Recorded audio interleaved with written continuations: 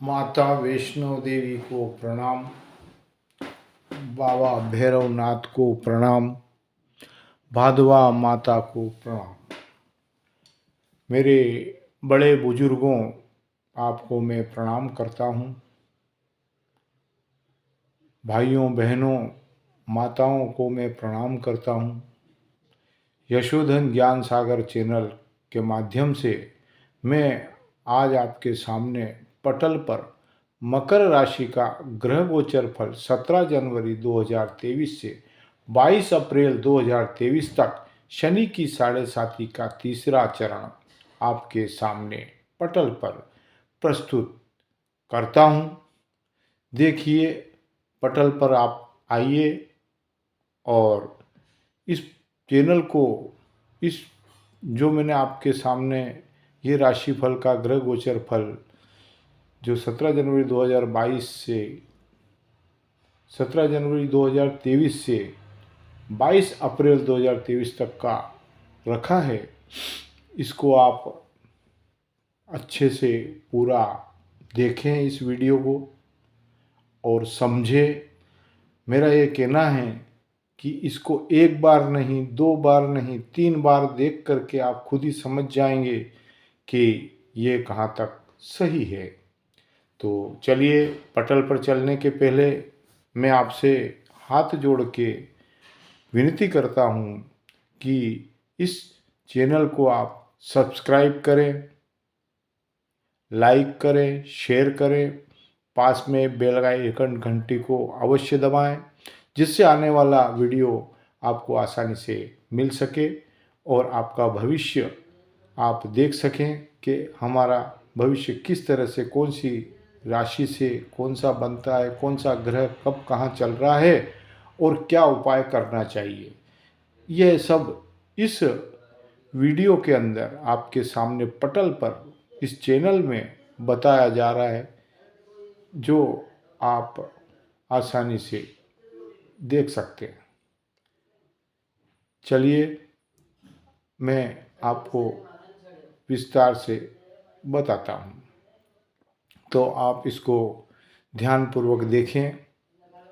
और मकर राशि का यह ग्रह गोचर फल नाम राशि से, चंद्र राशि से आधारित है और यह सटीक जानकारी ज्योतिष के शास्त्रों के अनुसार पूरी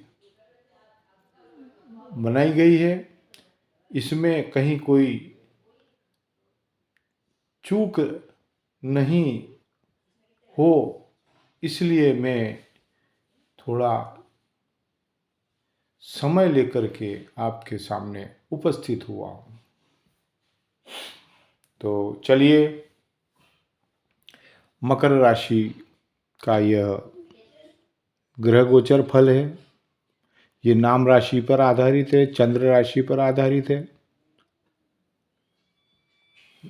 10वें स्थान पर मकर, सूर्य और शुक्र बैठे हुए हैं।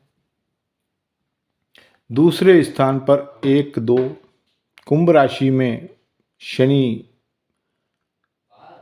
17 जनवरी 2023 से आ जाएंगे। मकर राशि से तीसरे स्थान पे गुरु महाराज मीन राशि में आ जाएंगे। चौथे स्थान पे राहु बैठे हैं। 5वें स्थान पे चंद्र बैठे हैं, जो 2.5 दिन चलते रहते हैं। 2.5 दिन में दूसरे मतलब राशि में चले जाते हैं, फिर उससे तीसरे 2.5 दिन ऐसे करते रहते हैं, इनका चलता ही रहता है। 6ठे स्थान खाली है, 7वां स्थान खाली है, 8वां खाली, 9वां खाली, 10वें में केतु है, 11वें में खाली है, 12वें में बुध और चंद्र की बैठे हुए हैं। अब आप देखिए,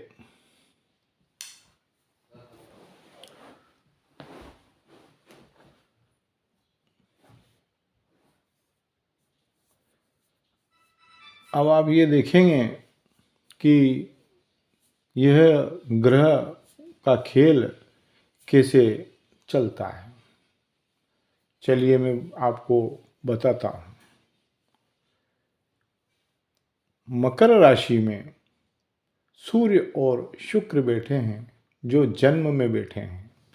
जो आपकी ग्रह गोचर फल में बैठे हैं, जो आपकी नाम राशि में बैठे हैं, तो ये शुभ फल आपको बिल्कुल देवेंगे।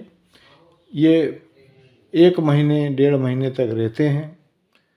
तो ये आपको अभी 17 जनवरी 2023 से सूर्य और शुक्र मकर राशि में बैठे हुए प्रारंभ में ही तो आपको अच्छा फल देंगे, शुभ फल देंगे।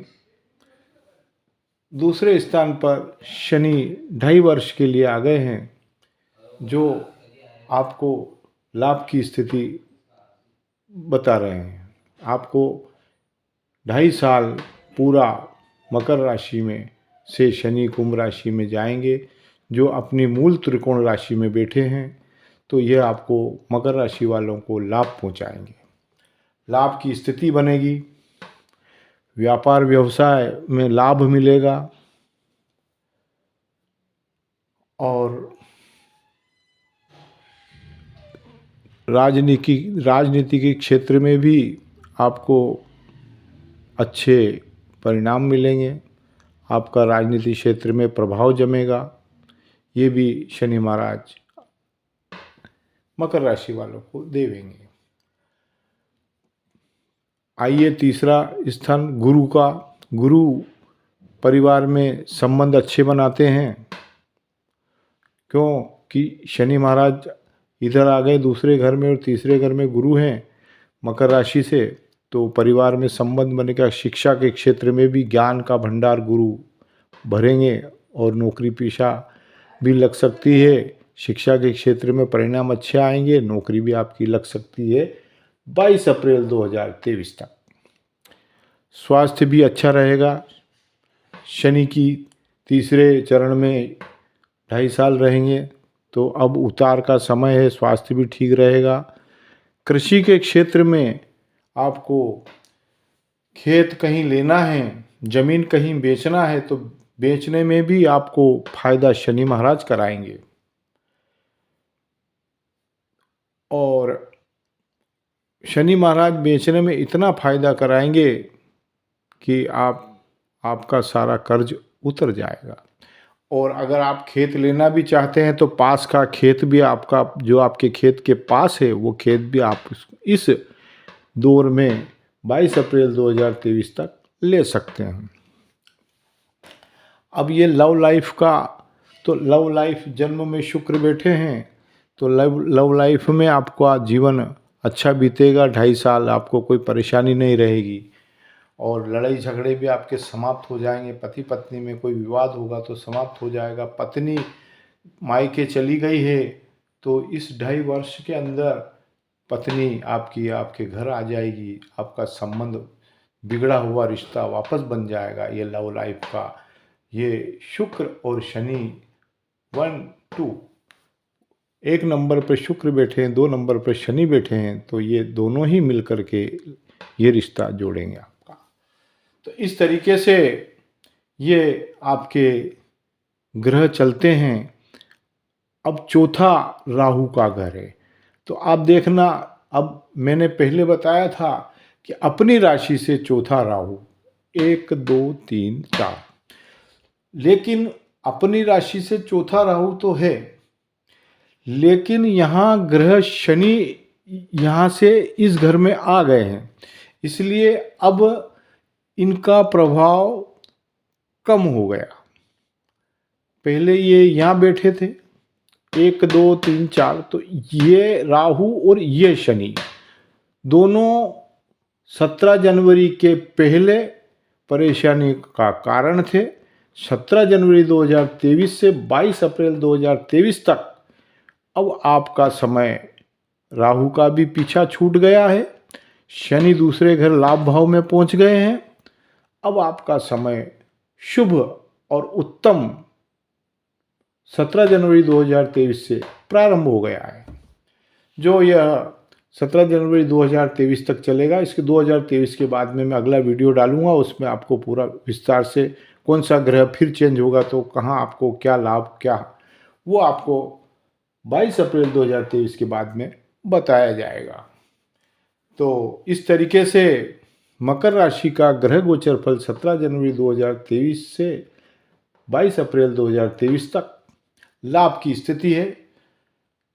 विदेश जाने का भी आपका योग बन रहा है। क्यों बन रहा है कि एक स्थान से दूसरे स्थान पे शनि चले गए। शनि की कुंभ राशि की मूल त्रिकोण राशि बनती है, इसलिए मकर राशि वालों को और मीन राशि वालों को भी फायदा ही फायदा है। और कुंभ को तो कुंभ में बैठे ही हैं, तो इनको तो फायदा होना ही है। तो अभी मेरे को जोर मकर राशि पर देना है। मकर राशि वाले विदेश जा सकते हैं, धन कमा सकते हैं, लेकिन 22 अप्रैल 2023 तक बहुत ही अच्छा और शुभ समय, अति उत्तम। 30 साल के बाद यह योग बना और मकर राशि वालों की बल्ले बल्ले हो गई। और मकर राशि वाले 17 जनवरी 2023 से 22 अप्रैल 2023 तक जहां भी अपना कार्य करेंगे, उसमें आपको मकर राशि वालों को सफलता ही सफलता मिलेगी। हर चीज में सफलता मिलेगी। कहीं कोई ऐसा योग ही नहीं है कि कुछ हानि होने का मौका मिल जाए। मकर राशि वालों, आपको जो भी काम शुरू करना है 17 जनवरी 2023 से लेकर 22 अप्रैल 2023 तक आप कर लें। उत्तरोत्तर आपको आगे भी लाभ ही लाभ मिलेगा। उसके लिए ये उपाय आपको करना होंगे। 22 अप्रैल 2023 तक तो लाभ है। अगर इन उपायों को 1, 2, 3, 4 इन उपायों को आप अभी से पकड़ लेते हैं, तो आपका 2.5 साल तीसरा चरण अति शुभ ही शुभ, मंगल ही मंगल निकलेगा। पिछले 5 साल में जो आपने तकलीफें देखी है, जो आपने दुख देखा है, जो आपने आपका धन चला गया है, जिस प्रकार से आपने जो परेशानियां झेली है, वो सारी परेशानियां 5 साल की भरपाई इस 2.5 साल में पूरी हो जाएगी। लेकिन करना पड़ेंगे ये आपको 4 उपाय। आप इनसे जुड़ जाइए, ये 4 उपाय कर लीजिए।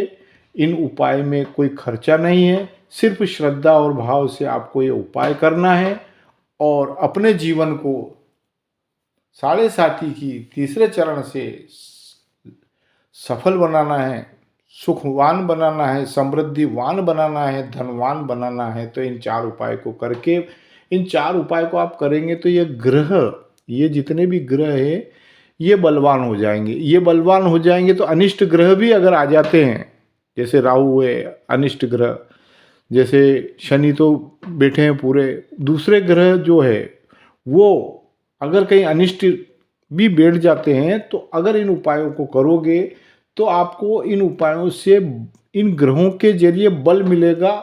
और बल मिलेगा तो आपको धन मिलेगा, धन मिलेगा तो आपको सुख शांति घर में मिलेगी। ये इस राशि का ग्रह गोचर फल बताता है। तो आइए मैं आपको उपाय के वहाँ पर आपको एक एक करके उपाय बताता हूँ। पहला उपाय है, इसको आप सुन लीजिए। पीपल के पेड़ में शनिवार के दिन सूर्य उगने के बाद और 9 बजे के प्रातः पहले, सूर्य उगने के बाद और प्रातः 9 बजे के पहले पीपल के पेड़ में जल चढ़ावें शनिवार के दिन। और एक दीपक तेल या घी का अवश्य लगावें। शनिवार इस उपाय को करिए, देखिए आपकी दुनिया बदल जाएगी, आपके घर में खुशियां आ जाएगी। ये पीपल का पेड़ महालक्ष्मी माता और सरस्वती माता का पेड़ है। इसके अंदर जो भी भक्त शनिवार के दिन दीपक लगाता है, तो लक्ष्मी माता और विष्णु भगवान शनिदेव से कहते हैं कि ये मेरा भक्त है, शनिदेव अब तुम इसके राशि चरण से दूर हट जाओ, हम इसके साथ हैं। ऐसा शास्त्रों में लिखा है।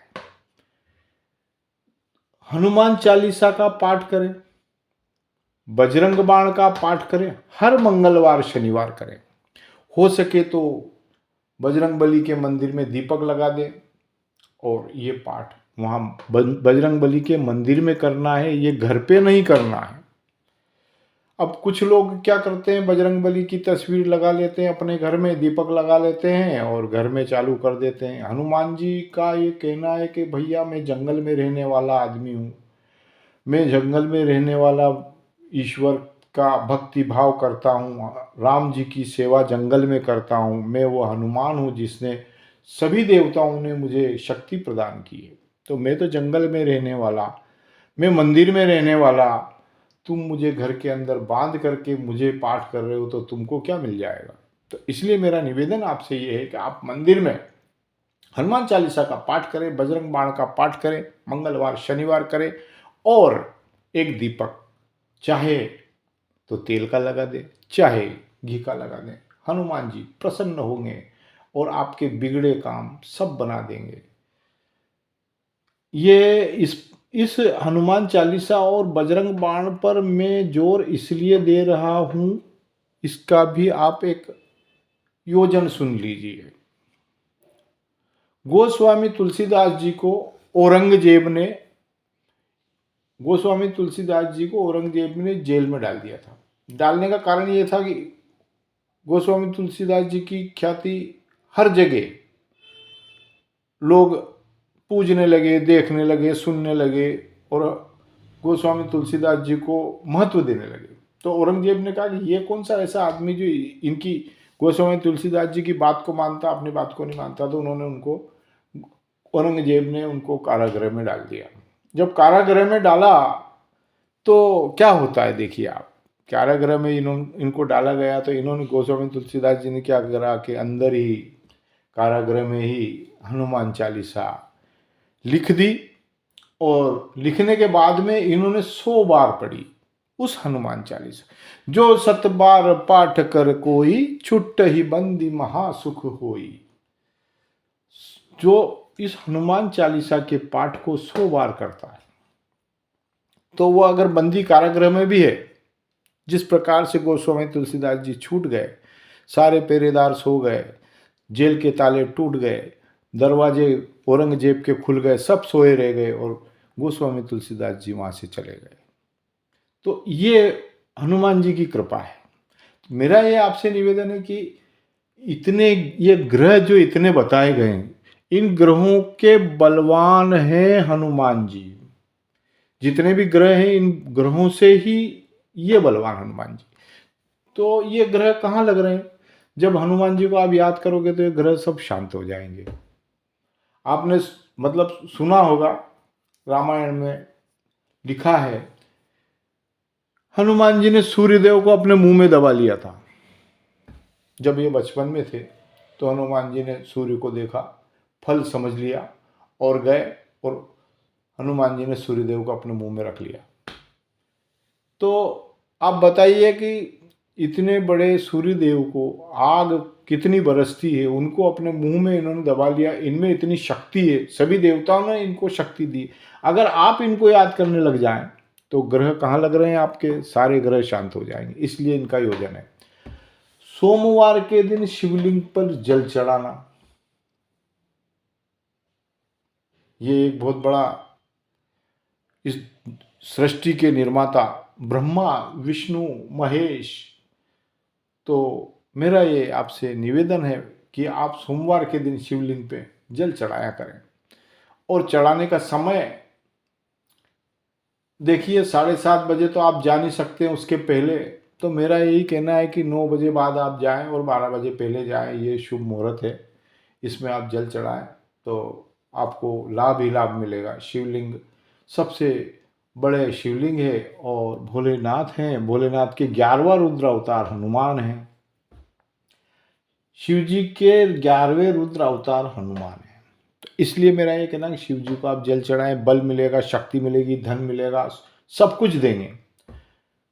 गुरुवार, अब गुरु महाराज की देखो, गुरु महाराज को अगर आप मना लेते हैं तो गुरु गोविंद दोनों खड़े काके लागू पाए, बलिहारी गुरु आपने गोविंद दियो बताए।